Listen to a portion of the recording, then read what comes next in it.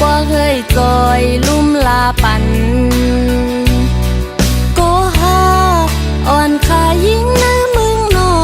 งพง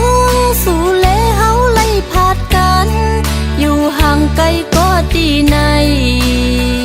น้องกูปีลืมน้องสิฮักเที่ยงก็มา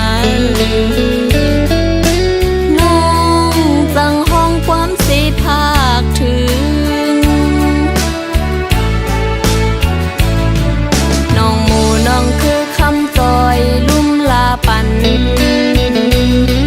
ด้วยไว้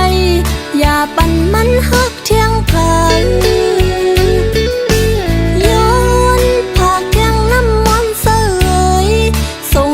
ปันมันอิดอ่อนน้องหอนหือลืมหักมันกึมใจก็เลววันหนึ่งน้องตีขึ้นมือจำลองตั้งหักน้องมีต่อปีน้ำตาลหือนั้นกี่น้ำมนต์หูถึงพายยิ้มต้มหูพายปอก็เฮ็ดสักเสว่าน้องหักสู้ใจพี่ก็เลวโกย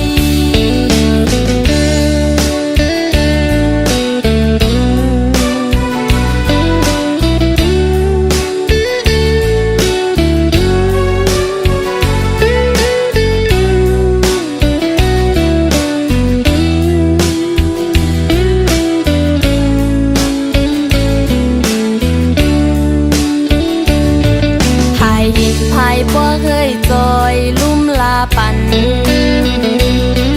โกหาอ่อนขายิ่งในเมืองนอ